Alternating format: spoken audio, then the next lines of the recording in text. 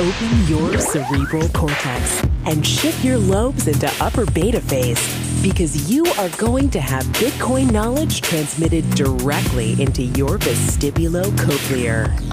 Your host at Bitcoin Knowledge is Trace Mayer, an early Bitcoin advocate since it cost $0.25, but this is not intended to be investment advice. A doctor of jurisprudence, but this is definitely not legal advice. And an investor in core cryptocurrency infrastructure, including Armory, BitPay, Kraken, and Nitagio, but this is not a recommendation of those services. Here, you get fed via direct mind download with pure and free Bitcoin knowledge. Welcome back to the Bitcoin Knowledge Podcast. We have a special guest with us today, Peter Todd. He's a Bitcoin core developer and also was recently involved in the ZeroCash, the zCash trusted setup. Welcome to the podcast, Peter. Thanks for having me on. So we're going to focus on zCash here. What is zCash? Well, zCash is essentially a fork of Bitcoin. Bitcoin, the protocol, and Bitcoin core, the source code, where on top of all the other ways of moving money around in transparent transactions, you get an additional thing where it's essentially a private transaction, where the inputs and the outputs are completely hidden from the public, and ultimately that gives you truly anonymous money if everything works. So how does that actually get accomplished? We're using homomorphic encryption, or? Well, it's this thing called ZK snark, which sounds like sort of a children's book, but essentially it's a way of proving that you did a computation on data that you don't have to go show the public.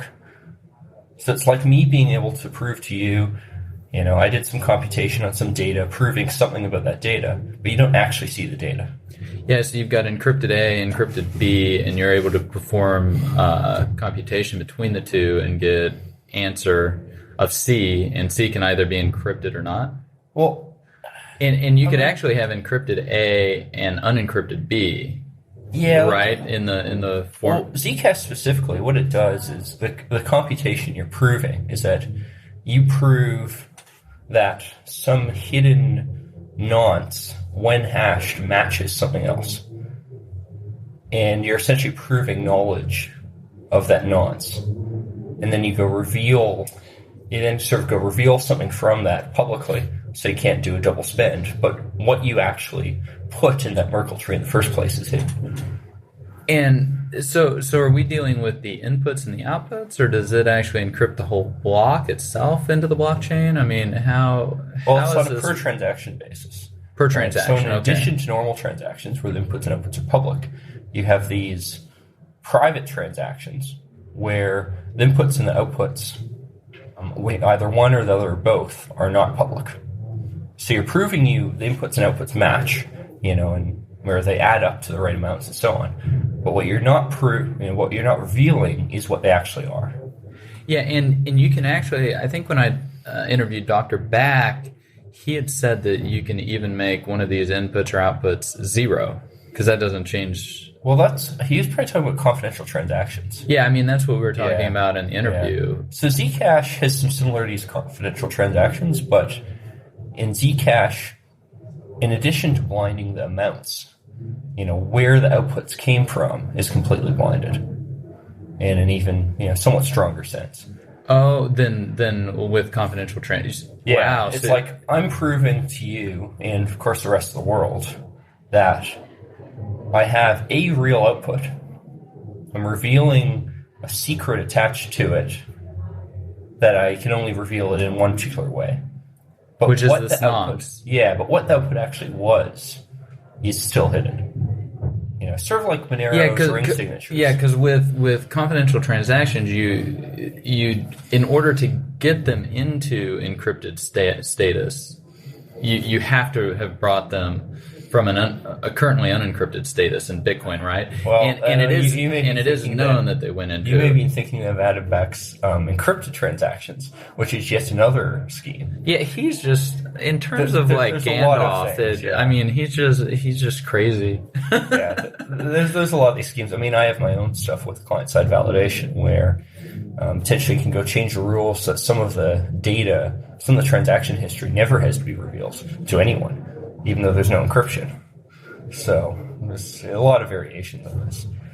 Just as an aside, totally off-topic tangent, we're about the same age, and I remember some of the stuff I was doing in high school, and like, maybe you can tell a little bit of the story where you got in the email discussion. You're the young Padawan, and like you got Yoda, Dr. Back, this email discussion. Maybe you can talk a little bit about that. At the time, I didn't really think of him as Yoda or anything. He was just another dude on the internet. But yeah, I mean, I was interested in the Freenet network, which is this decentralized publication mechanism.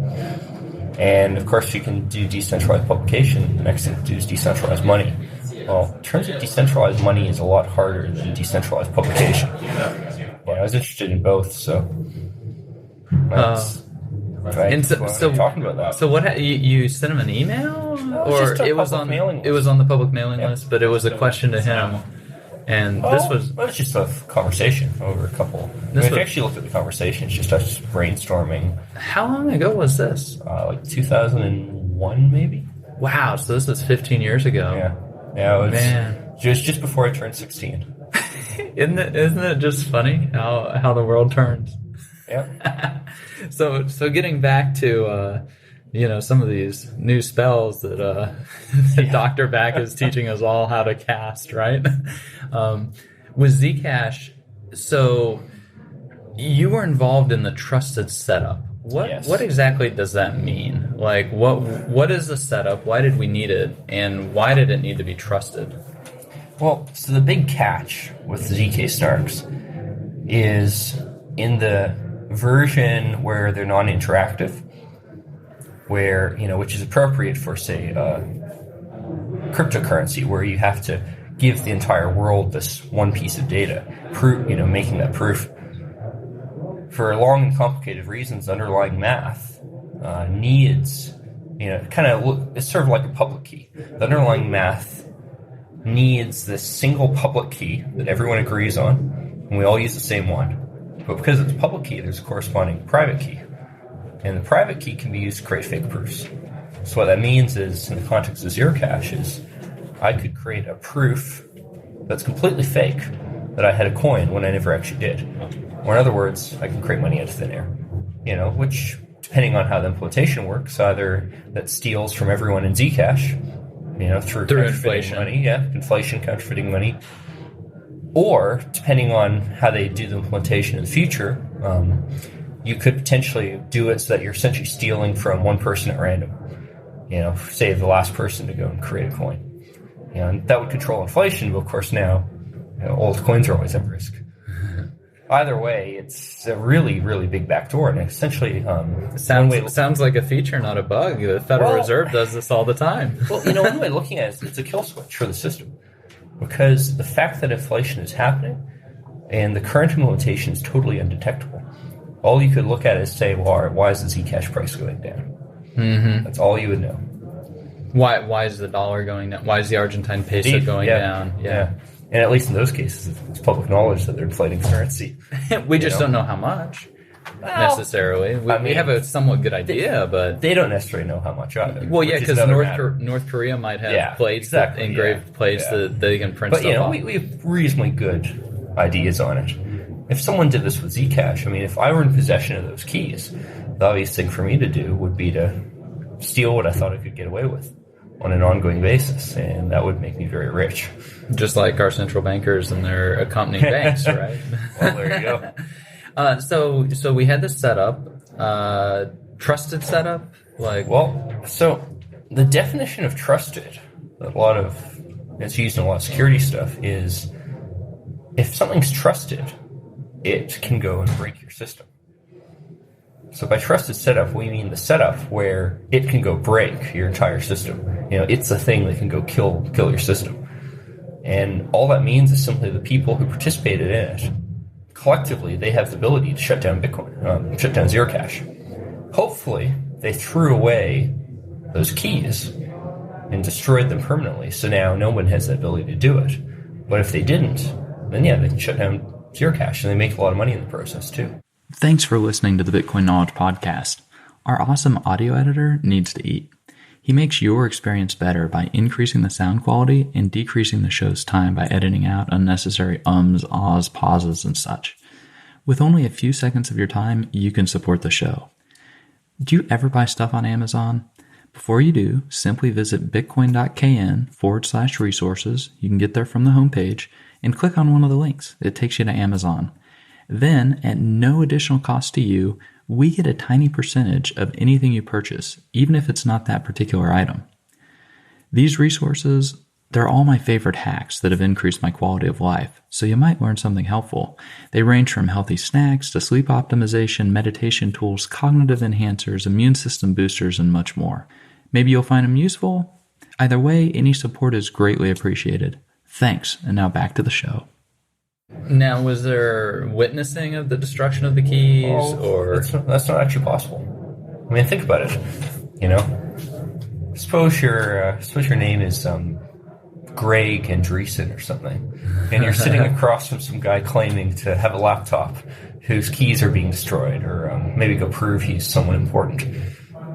You have no way of knowing what my laptop's doing. I could go prove from Satoshi and you'd believe it. I could prove that the keys are being destroyed. Yeah, but I mean, everybody could be operating with laptops that had been hardened in terms of not having networking devices or wireless devices. Like, unless you follow through the whole process, it's so easy. Yeah, but I mean, we have information system security standards for the setup of hardware and the creation of it. And all that like, all this stuff should be able to be audited at each particular step. If you were personally witnessing this, we have procedures for key generation. If you were personally witnessing it, I could probably convince you that it would be very difficult for me to not have destroyed the keys.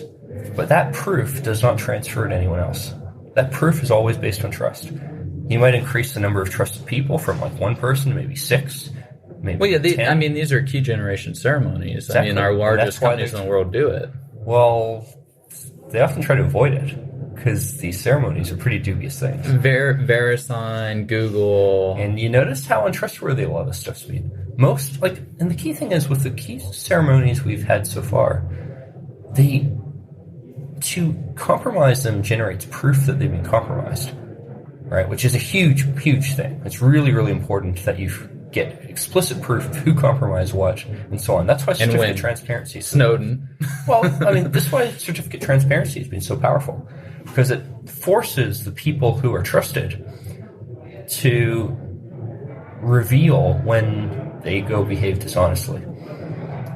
And that has, created this feedback loop where certificate authorities are now being forced to become more honest. Right. Previously, they were getting away with, creating illegitimate certificates left, right, and center. For the NSA and other operators. They couldn't be trusted. Yeah. Because of national security letters and other things that added real problems to the process. Most of the public stuff we know about is them just doing it for money, right? Like, I come to you saying, hey, I need this to develop this firewall that backdoors systems, and I fork over $500,000, and you say, all right, whatever. That's the kind of thing that has actually happened more than anything else. As opposed to, say, public policy. Well, I mean, some countries end up doing it, but if you're the NSA, you don't want to get caught, and even prior to that, you'd eventually get caught. Whereas with isn't that what happened with the NIST? Well, yeah, they got caught almost immediately. NIST, it was just obvious it was backdoor to the cryptographers. It probably took about a year or something before people in the public noticed, hang on, this standard is completely broken. This is very different from the zCash trusted setup, where I can. If I have those keys, I can make money undetectably. And perhaps even worse, even if you could detect an inflation, you wouldn't know which person did it. Why is that? Because, don't you have to have all the, 22 or something? Well, 6 different stations, as it was called, In my case, the station, I was the only person manning it. So ultimately, that's 6 people have to conspire. Or, even worse, you could go break into those 6. And actually, the way it was done, there's actually a single point of failure there, which is everyone was running the same software. Same operating system or the exact same software? Same software. Yeah. And if that software is backdoored, all bets are off. And if we can't prove what that software was and prove that it wasn't backdoored, I mean, the whole zCash thing, the whole trusted ceremony thing is just a bunch of gobbledygook that doesn't mean anything. Generates a lot of trading volume.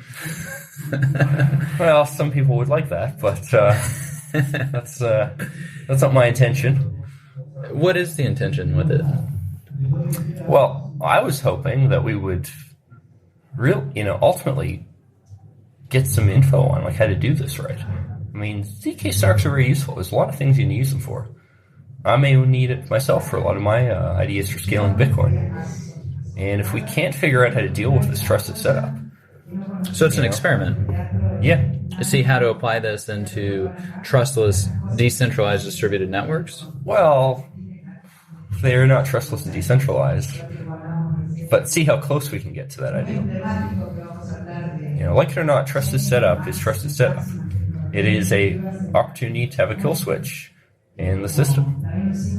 It's not like you can't have a truly decentralized thing with a trusted setup. You get very close, but it's not truly decentralized. What if it has been compromised with zCash? But let's say it's not figured out for a couple years. Well, zCash is sitting at a $1 or $2 billion market cap. Like I say, if I were in possession of those keys, I would be careful not to tip my hand off. It's like killing the goose that lays the golden eggs. You want to steal enough that you get yourself rich, but not enough that people will notice. And that's really easy. I mean, prices go up and down by huge amounts anyway. Trading volume is huge. And Zcash is designed to be anonymous. The whole point of it is that you don't know who's buying and selling coins. So what happens if there's strong suspicion that the keys have been compromised? Would it need to be redone, perhaps? Well, on top of that, I mean, ignoring the suspicion whether or not it's been compromised, the crypto itself, it's both very experimental and relatively weak. And as for very experimental, one way of looking at it is like if RSA was broken, that'd be front page news. RSA is expected to actually work. ECC cryptography is expected to work. We have very strong reasons to think that the underlying math works. Often it's implemented badly, but the underlying math we do believe works. The underlying math behind ZK snarks, pairing crypto behind them, if that got broken tomorrow, it's not going to end up on the front page. It'll be, interesting. Someone actually did break the thing. We all thought it was kind of dubious. And so, ZK snarks just don't have a long implementation history? Yeah, I mean, this is the first time. They haven't been banged on a lot? Yeah, and they just don't get used at all. Like ZK snarks specifically, zCash, it's probably basically the first public implementation of it on a big scale for anything. And the crypto underneath it doesn't get used much. There's some pairing crypto gets used in some sort of corporate environments and so on, but it's not used in public environments where it's really tested properly or really vetted by a lot of people. So let's say there is a problem in the underlying crypto and the math. Could it be remedied in any particular way? And if so, how? If you could upgrade the system, what you'd essentially do is you'd say, after this point, all old coins still on the private, encrypted and blinded outputs, they all become invalid. So you have this period of time to move your money from the old stuff to either a public, anonymous thing, or directly to a new system. And after that point in time, whatever's remaining just vanishes. The coins are no longer valid, and whatever did move in time, those people get to keep their money. The problem is, if we don't figure out how to remove the trusted setup, imagine the market cap at that point is $10 billion. If I stole the keys to the trusted setup, I could probably steal a good chunk of that $10 billion. Maybe the whole thing over time. That now means my bankroll to compromise the ceremony is billions of dollars, potentially. There's a lot of stuff you can do with $1 billion. You can do crazy shit like fly drones over people to, like read the EMI getting emitted by their laptops and stuff like that. For a Tempest attack? Yeah, which is the sort of precautions I took when I participated in it. Your tinfoil hat must be the size of a room. Well, so, I guess we haven't actually talked about this, but what I actually did for the trusted setup was essentially I went on a giant road trip. And long story short is I flew at the very last minute to Vancouver on a ticket I'd bought about 45 minutes before the plane left. Turn off the cell phones and stuff, go in Vancouver, go buy laptops and whatnot with cash, in a way where it was very unlikely that anyone knew what laptop I was buying in advance. And I had a car and I started driving. And the actual parts of the ceremony I did were done on the road with the laptop in its original box, actually lined with tinfoil. Faraday cage. After the Wi-Fi being removed and so on. So that anyone trying to go follow me and get the radio waves emitted by the laptop, which is a real compromise. This actually happens. Well, it's a Tempest attack, and it can be done up to 8 miles away, I think. Interesting, one of the people behind ZK Snarks, one of the researchers, Aaron Traumer, I think is his name, he's done a lot of research on breaking crypto systems through radio waves. And he's been quite successful, actually.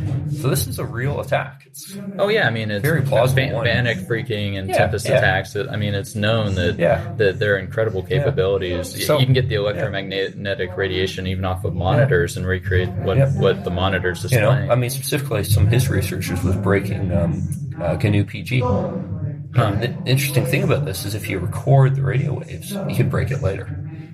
Right. They don't necessarily have to have a working break now. They can go figure it out later. Well, because you do cryptanalysis on it. Well, that's one way of putting it. It's just you go buy another laptop like it and you rerun the program. Right. And you see what it does. You're doing the cycles and you've got the previous. Well, so my goal there was essentially make sure that the tin foil would, that's literally what I did. And I tested this with cell phone to make sure that the radio waves are stopped. And I've kept the box so we can analyze it later. But essentially, A, you block it that way. And B, you block it by the fact that you're driving down a highway with cameras on the front and back of the car. And anyone trying to go follow you is going to have a hell of a time doing this. Of course, remember when I said about drones? I didn't have a camera pointing up. So who knows? Maybe the paranoidness. If we had to repeat it, and someone had a big enough bankroll to compromise it, that's the exact kind of exploit they might do. They might go stick a radio scanner in your car in the first place. There's just so many things that can go wrong with this. It's a very hard problem. It's been fascinating, talking about ZeroCash. Is there anything from the experience that you'd also like to share? Before we wrap up the interview. Canada's really big. I would not recommend driving up the 97 highway in interior BC. Whistler? No, towards Prince George. Oh, okay. Whistler was close to Vancouver, where I was. Total round trip was, I think 2,200 kilometers. Wow. And from Merritt to Prince George is empty. Although not too empty, because I did need to have a cell phone after all, be in radio communication with people. And one of the reasons why I picked it was I knew that whole area, because it's flat and boring, there's actually tons of industry there. There's logging trucks everywhere. There's pulp mills, there's sawmills, there's mines. At one point I went by Tech Valley Copper, which is this massive open pit mine. Pictures are incredible. But because of all that industry, there's cell phone towers everywhere. And you can be in the middle of nowhere, there's just nothing around you. And of course you have great cell phone reception.